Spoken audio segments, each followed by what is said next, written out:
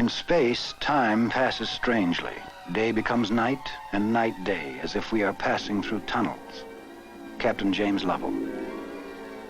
The sun seems to come up quite steadily as it does.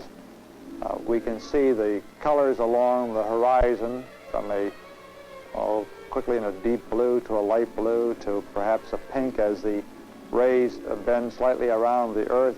Of course, it's all black right above it.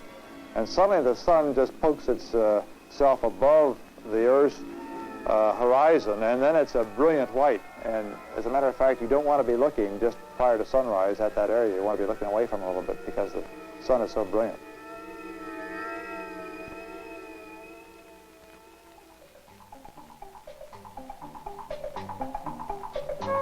The steep mountains of Iran lie beneath us.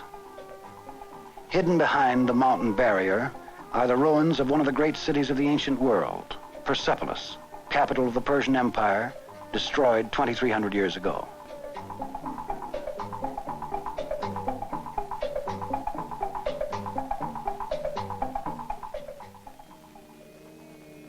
Colonel Borman.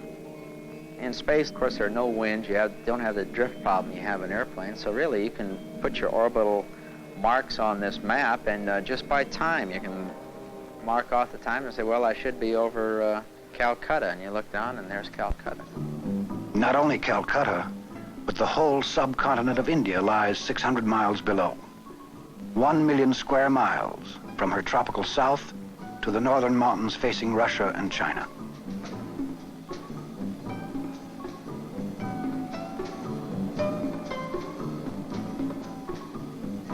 Colonel Aldrin. If you look close, you can see some of these very uniform lines that convinces you that man's down there, and he's made his mark on the planet that is visible from 160, 180 miles.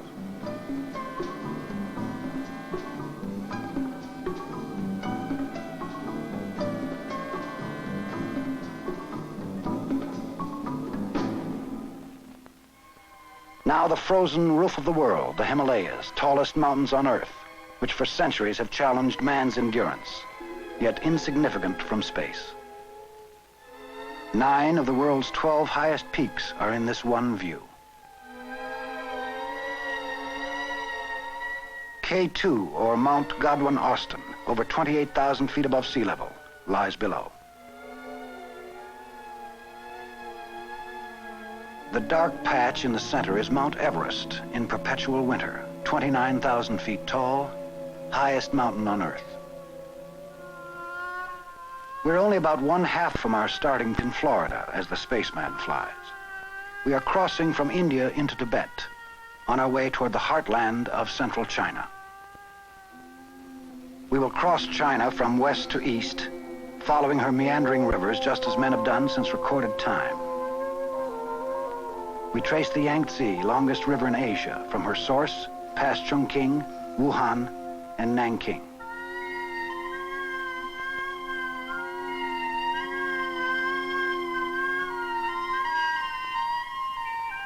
Shanghai in the Yangtze Delta at the upper left.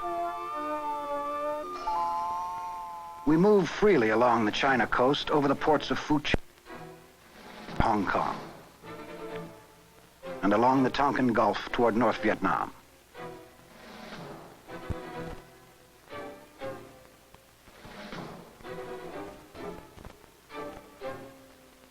Below, dotted by clouds, North Vietnam.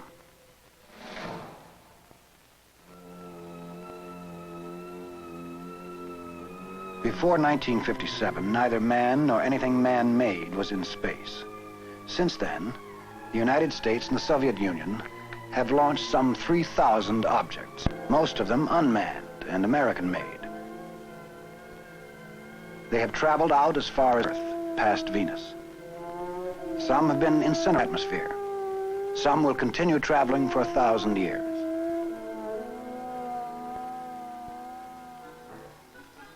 They've looked out and they have looked back, sending to us new knowledge of the Earth's magnetic shield and gravity, the sun's radiation, the composition of the moon, Mars, and Venus. to conceive such complex tasks, to design and build their hardware, men had to devise entirely new approaches to the very question of problem solving, with incalculable values to other problems here on Earth. Many innovations have already come from space. For industry, new metal alloys and long-life power sources. For medicine, new means to monitor the human condition.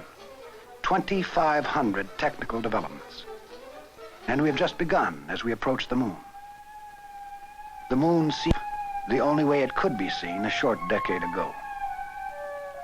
Yet by the mid-1960s, we achieved our first close-up view as the unmanned Ranger spacecraft televised its pictures back to Earth before crashing into the moon's surface.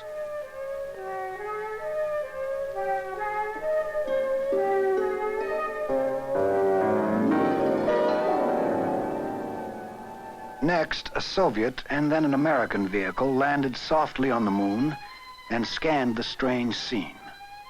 Our Surveyor spacecraft televised the surface and dug beneath it. We knew then that the moon could sustain the weight of a future manned spacecraft. Several lunar orbiter satellites then circled the moon, and while searching out the best locations for manned landings, sent back these most dramatic and vivid views of the lunar landscape.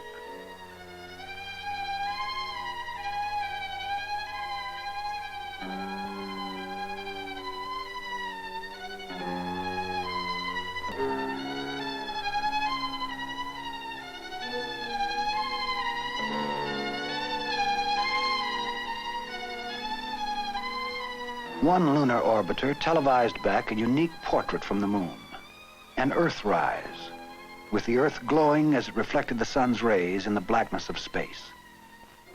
New views of the moon. New views of the Earth. Communications satellites have been carrying telephone and television signals between continents since 1965, and soon some 50 nations will be linked by them. Perhaps the family of spacecraft immediately affecting the greatest number of Americans are the weather satellites.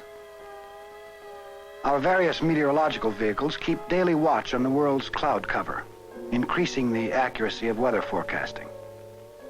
It is estimated that only 10% more accuracy in predicting weather could save $2.5 billion annually for farmers and industry in the United States.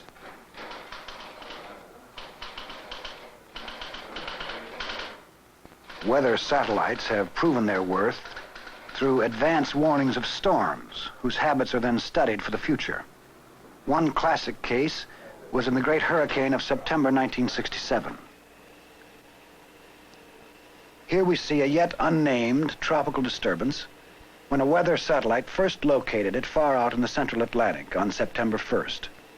For the next 6 days, the storm is tracked by the satellite as she heads westward. Then by September 8th, the disturbance has become a full-fledged hurricane. Warnings are flashed throughout the Caribbean and beyond about the hurricane, now named Beulah. On September 10th, Beulah brushes past Puerto Rico and the next day lashes the Dominican Republic. The weather satellite continues dogging the hurricane's heels. Between the 13th and the 14th, south of Jamaica, Beulah picks up speed and races toward the mainland. A top priority emergency warning comes some 20 hours before Beulah strikes the Texas coast near Brownsville.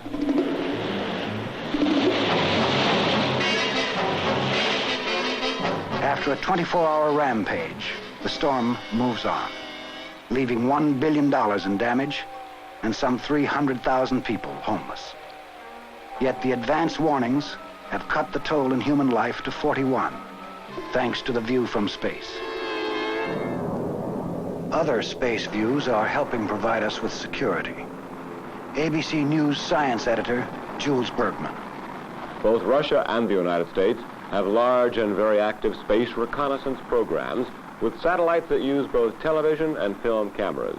We launch our recon spacecraft into polar orbits so that Red China and Russia are visible beneath them in daylight hours every day. What they have discovered since we started launching them regularly in 1963 has saved America untold billions of dollars in unneeded armaments and possibly prevented a war based on miscalculation of an enemy's strength.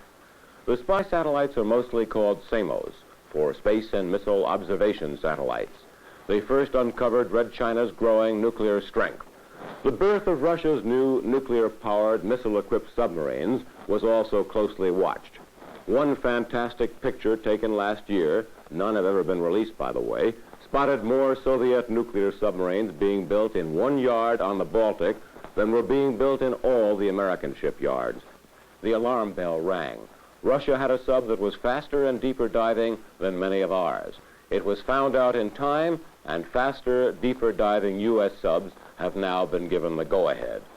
How is this done? As our recon satellites orbit the Earth, quick-look shots are recorded on videotape by TV cameras, then broadcast to ground stations in California, Alaska, and elsewhere as the satellite passes overhead. Higher quality pictures are made with film and returned periodically to Earth in camera capsules, which are retro-rocketed out of orbit. This film sequence shows a blazing capsule ejected from a recon satellite. Although these motion pictures show recovery from a satellite other than SAMOS, the technique is identical. Special aircraft flying out of Hawaii and other Pacific bases search out the camera capsule, which has now released a parachute to slow its descent. Special equipment is put into place behind the plane, ready to snag the capsule. And the recovery is made.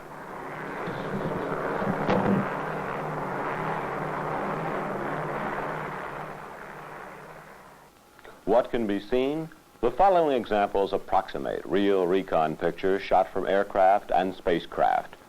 Against the sun glitter on the ocean, here can be seen ships' wakes, viewed from an airplane in this case. The ships are long since gone, but where these two wakes come together, a submarine and its tender had rendezvoused. And by the use of infrared and other photographic methods, we can determine their speed and whether they are nuclear powered.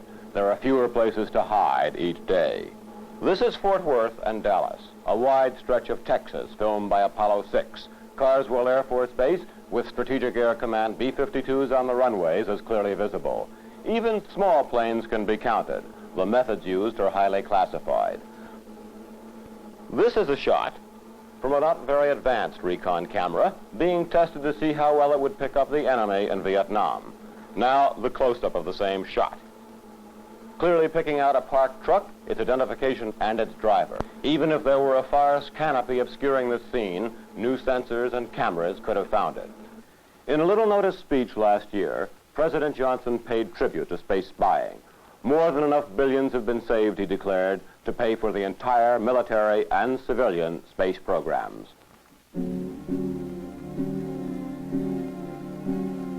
And now, on the last leg of our voyage across the Pacific, we see yet another view from space. Colonel Buzz Aldrin leaves the capsule on EVA, extravehicular activity, in training for flights to the moon. We see what he saw and hear how he felt. You would think that now as you open the hatch to exit the spacecraft that you might want to think of which way is up and down relative to the Earth. But that's not true at all, because all of your attachments and your handholds and everything that you're interested in is right there in that spacecraft, and you really don't care where the Earth is, except perhaps if you're taking some pictures. There's absolutely no concern at all about any falling tendency toward the Earth.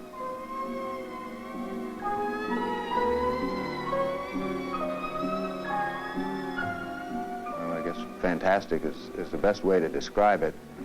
Looking through the window from inside tends to frame your view, but when your head is out in space, it just seems as though it's everywhere, and you're there right with it.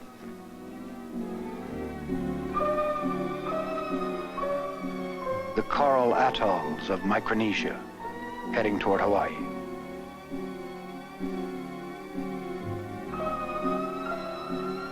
This the Hawaiian island chain. You can barely see the light atolls down here. Buzz said he saw a few grass skirts here, but I don't believe it. Well, you see Diamond Head. Can't you see it?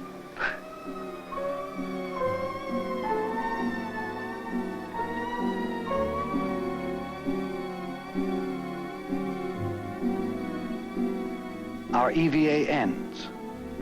We streak toward the United States.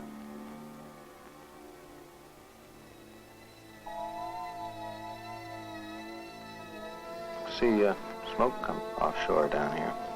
Well, there obviously can't be any intelligent life down No. Who'd be dumping that sort of stuff in the atmosphere? The clouds have broken, and there's Los Angeles under its man-made cloud of smog. We head inland over the Salton Sea toward Arizona, New Mexico, and Texas. We are completing our first orbit. There's the mouth of the Mississippi River. Ahead, the Florida Peninsula, where we began. We are to pass over Cape Kennedy again, and then out to sea. Our return to Earth begins. Captain Lovell. The first thing that happens is really nothing. You're still up there, coming down, and then suddenly the heat shield starts hitting the upper atmosphere, and the sky takes on sort of a pinkish color. The gases are starting to ionize, and then you start feeling the effects of gravity. About the time you're pulling about 3 Gs, the ablative material, of course, is melting away, and it's coming off in big chunks, and the ionization has turned green. It's a green gas now, and you can see the flames out in front of you as you come on through. This holds about the same all the way down until you go subsonic, and suddenly there's a big rush of sound because you can hear all the noise now coming through. And from then on, it's a very pleasant ride.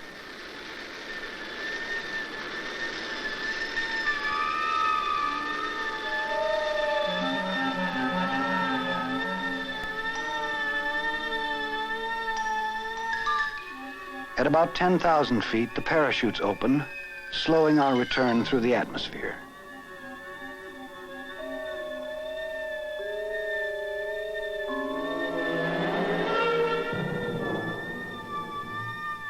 For a very brief moment in time, man has touched the periphery of the universe.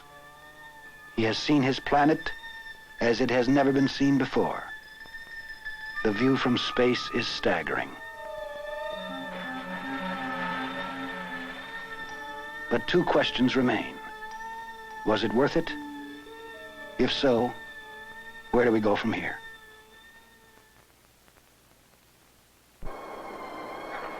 No single space project in this period will be more impressive to mankind or more important for the long-range exploration of space.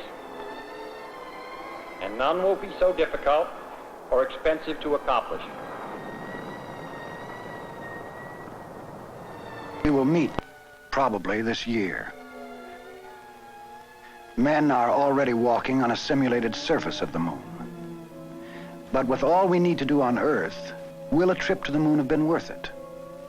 Dr. Athelstan Spilhaus, president-elect of the American Association for the Advancement of Science and head of Philadelphia's Franklin Institute. I think that we have to review our priorities on our expenditures of money and see if it isn't more important to spend our money to bring human living in humane surroundings and human values to the people who are on Earth before we go overboard on programs out in space. And I think that this can be as great an exciting experiment to try to abolish the misery of our poor, and particularly the blacks, as exploring space. But I would not want us ever to get to the point where we spent everything on the immediate problems and didn't look to the future, not only in space, but in basic research and in the things that are also necessary for people. Dr. Wilmot Hess, director of NASA's Science and Applications Division. The question of what do you do after you have gone to the moon, the first thing I would say is you go to the moon a second time. You are given the opportunity of understanding another major body in the solar system, and in doing that, probably to understand something about the origin of the solar system and something about other objects in the solar system. I don't know how to put a price tag on that, and I'm sure to the people who are strongly interested in this area, they would say that the program was worth that. Dr. Bruce Murray, chairman of the Department of Planetary Sciences at the California Institute of Technology. That part's all for free. It's very tough to say where should we go after the moon. A lot of people are worried about this. Some would like to use these big boosters and do very big things, like send a man to Mars. I think a more sober view, as well as a more economic one, would say that man's role in space after Apollo should be on his own merits.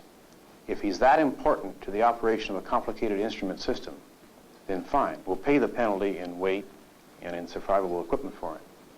If, on the other hand, he can be really just nothing but a passenger, or maybe even a basket case, we don't want him.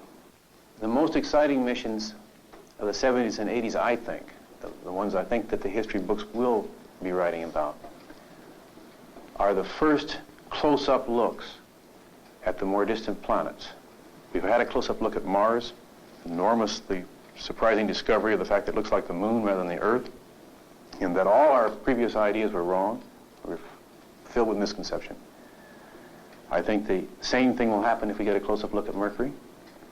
A close-up look at Jupiter, which is such an enormous thing, can't help but be exciting. The satellites of Jupiter, which are as big as the moon itself, are totally unknown.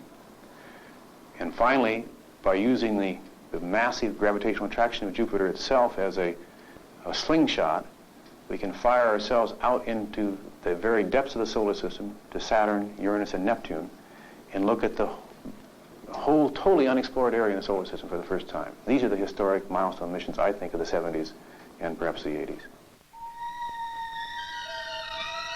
Extending its beauty beyond the horizons, space, in all of its strangeness, stands as a challenge of our time, a test of our boldness and also of our wisdom and responsibilities to one another here on Earth.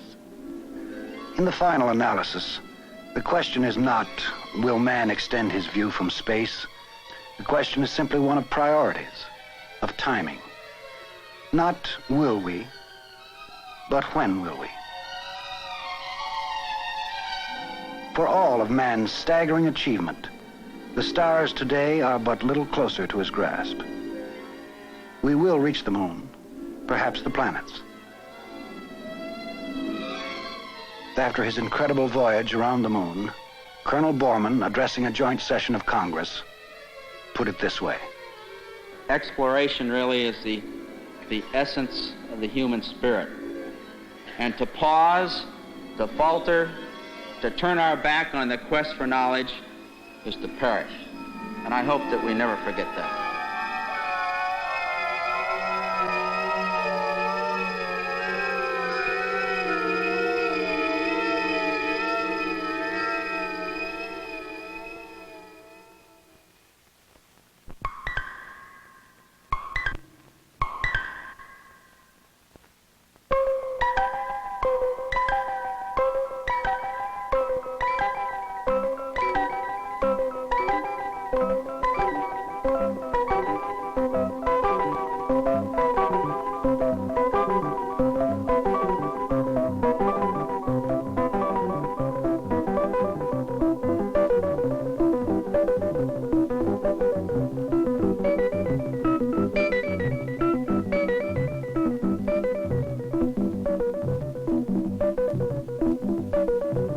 This has been a presentation of ABC News.